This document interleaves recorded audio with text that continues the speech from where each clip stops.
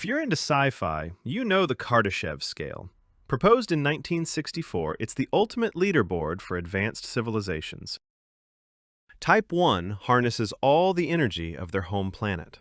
Type 2 builds a Dyson Sphere to capture the entire energy output of their host star. And Type 3? They colonize the galaxy, siphoning the power of billions of stars to fuel an unstoppable empire. It sounds epic. It sounds like the ultimate destiny of an advanced species. There's just one problem. The Kardashev scale is fundamentally, embarrassingly wrong. In fact, assuming that peak technological advancement looks like a galaxy-spanning empire is basically a caveman assuming that the most advanced technology ever built will just be a really big fire. Kardashev created this scale in the 1960s, the peak of the space race and the Cold War. Humanity was obsessed with bigger rockets, bigger bombs, and consuming more fuel. So, naturally, he assumed a god-tier civilization just does what we do, but bigger. But true progress doesn't scale outward, it scales inward. A 5-megabyte hard drive once weighed a ton. Today, terabytes fit on a microscopic chip. Advancement isn't using more power, it's doing infinitely more, with almost nothing. With this principle of miniaturization of technology in mind, we introduce astrophysicist John D. Barrow. He flipped the Kardashev scale upside down. Instead of energy use, he looked at manipulations of scale, from atoms, particles, to space-time itself. Instead of looking at how big a civilization can build, the Barrow scale measures how small they can manipulate.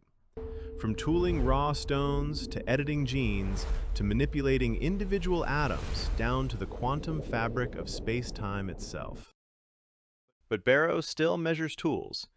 To judge a truly godlike civilization, we must ask, how deeply can it control reality's source code? Electromagnetism controls light, electricity, magnetism, and chemistry. It powers computers, smartphones, radio, lasers, electric motors, and the internet. The weak nuclear force is the force of transformation. It changes one particle into another, drives radioactive decay, and helps power fusion inside stars. We use it in nuclear medicine, PET scans, radiometric dating, and neutrino research. The strong nuclear force is the force of binding. It locks quarks into protons and neutrons and holds atomic nuclei together. It makes nuclear reactors, particle accelerators, hadron therapy, and fusion research possible. Gravity is the force of cosmic structure. It pulls mass together, forming planets, stars, galaxies, and black holes. We use it through satellites, GPS, orbital travel, space stations, and gravitational wave detectors. So where does humanity stand on this ladder?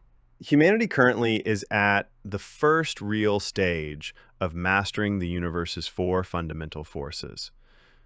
We've achieved impressive control over electromagnetism, using it to power computers, the internet, AI, communication systems, and most modern technology. Our control over the weak and strong nuclear forces is still limited, mostly expressed through nuclear energy, particle physics, medicine, and experimental fusion research.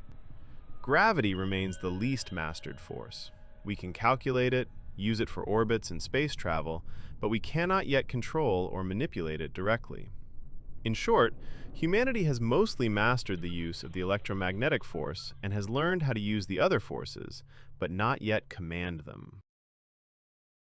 If you want to know more about what complete mastery of the electromagnetic force unlocks for humanity, click on the next episode. We will be exploring the wonders, pitfalls, and the limitations of this mastery. Also, we will be putting out similar content, and it would help if you would subscribe and follow. Click the bell icon for updates.